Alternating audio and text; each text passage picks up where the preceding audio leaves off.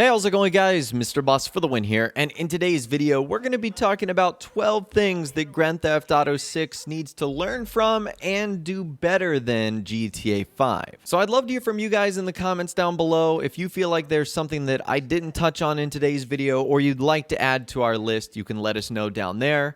But anyways, let's jump into it and let's get it started. Number one today, a better balance between single-player content and multiplayer content. So in GTA 5, it's pretty clear that Rockstar favored Grand Theft Auto Online, and because of that, we hardly saw any additions to single-player.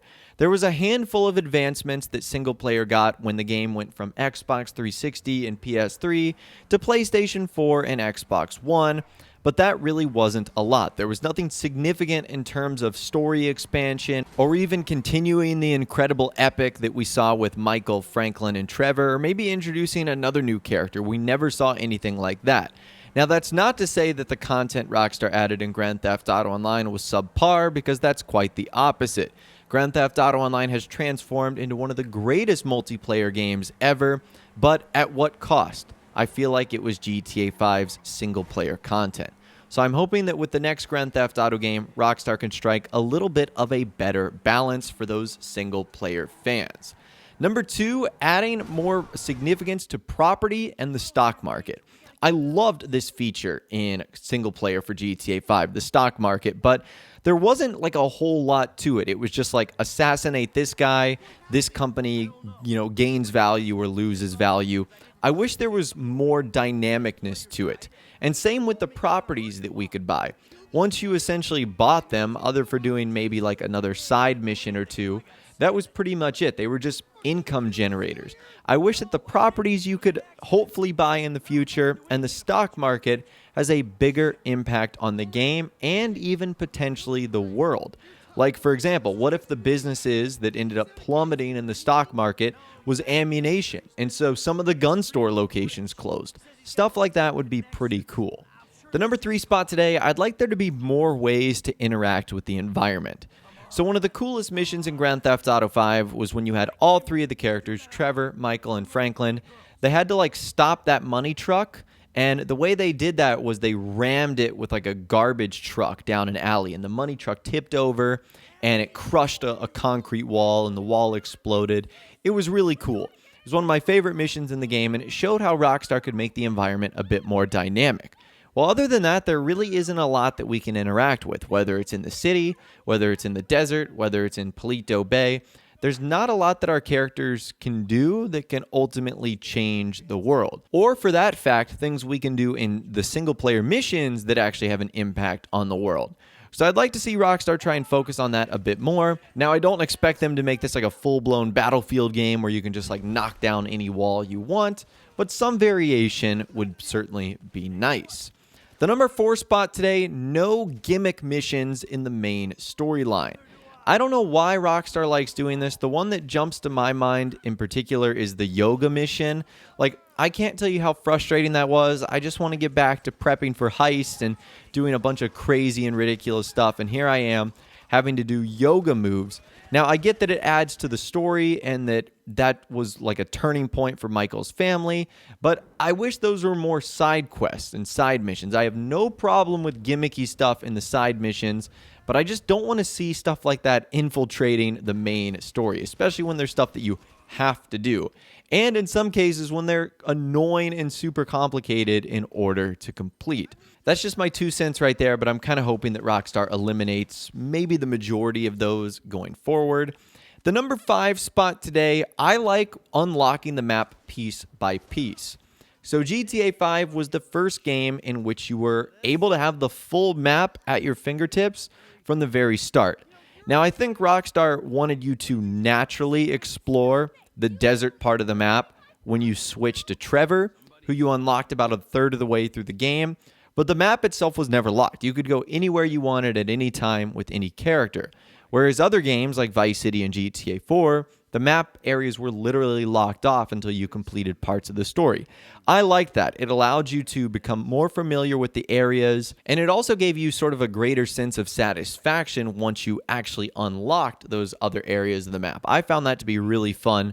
Again, GTA 4, Vice City, games like that. The number 6 spot today, make gangs matter. I'm really shocked we didn't see anything like this in Grand Theft Auto 5, specifically because it was kind of building off of GTA San Andreas, where gangs were so specific and had a huge impact on the story. And obviously, we don't know what the story of GTA 6 is going to be about, but whatever the case is, I'm sure there's going to be some sort of gang, crime syndicate, mafia involved. I want that to matter a lot. And the actions that you do with like a specific gang might have an impact on parts of the story. We see that a lot in RPGs and other titles like that. So it would be cool if Rockstar added some of those elements into Grand Theft Auto 6. The number 7 spot today, bring back more recognizable celebrities for side characters. So we kind of saw this in GTA 5. There were some famous musicians that actually hosted radio stations, but unfortunately we've seen in the past where Rockstar has had some trouble working with big name actors. So that's why I don't think we would ever see them as a big main character, but I would love to see some famous people play some hilarious side character roles. I think that would be awesome. Like, for example, I think it would be funny if like Elon Musk was a side character that you could run into in GTA 6, and he was like, charging one of his vehicles on the side of the road, or maybe he was, needs help launching one of his rockets to Mars. Just something wacky and crazy like that, I think would be a ton of fun. Now, building off of that, I'd like to see better side characters. I feel like GTA 5 didn't have a lot of great strangers and freaks or side characters. Now, Red Dead Redemption 2 built on that a lot, and that's actually something we might talk about in a future video, so I am confident that this will be improved, but the strangers in GTA 5 weren't all that amazing.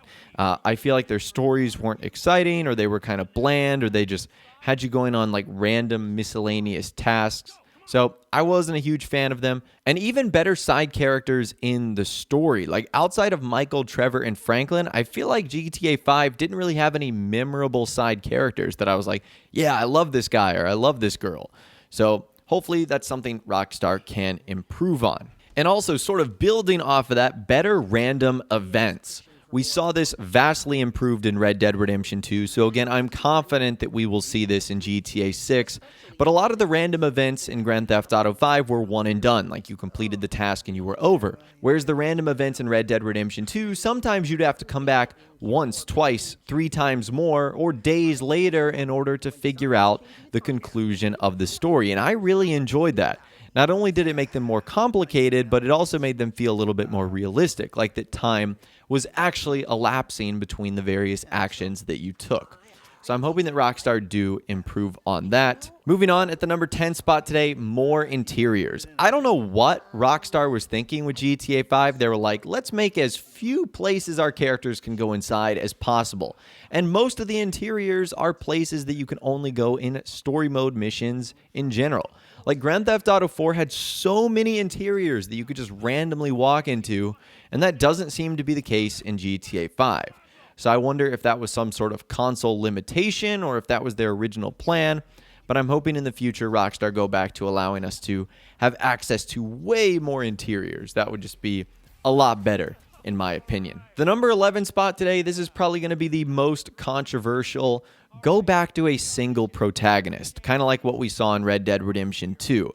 I wasn't a huge fan of being able to switch between the 3 characters, and the reason for that is I felt like I could never get attached to one single character. Now, the upside for Rockstar is their characters instantly became at least 3 times more likable because, you could hate Trevor but love Franklin, so you're good to go. You could love Michael and hate Franklin. So if you wanted to play as one but not the other, you could totally do so.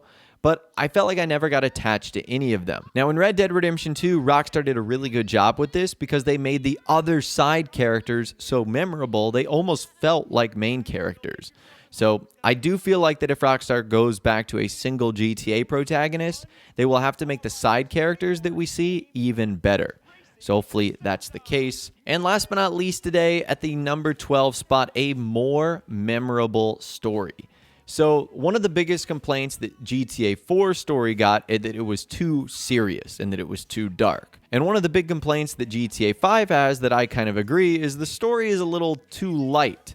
and it doesn't really make sense. So I'm hoping that Rockstar can find that nice balance, because I did like the seriousness of GTA 4, but I can understand where players are coming from, where they just, think, man, this is super depressing.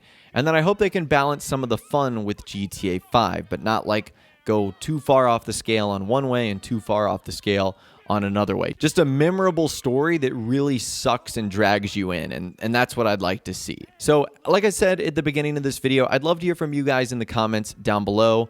What are some things that you would like to see done in GTA 6 that Grand Theft Auto 5 missed the mark on? I'd love to hear from you guys in the comments down below. If you guys did go to enjoy this video, though, a like rating would of course be awesome. And remember to subscribe to my YouTube channel if you are new. You want to stay up to date on all the latest Red Dead Redemption 2 and GTA 5 videos that I'm doing here on my channel. And be sure to ring that notification bell as well. Sometimes YouTube just doesn't work, and if you ring that bell, you'll always be guaranteed to be notified when new videos arrive. But of course, as always, guys, thank you all so much for watching. Take care, and I'll see you guys in the next video.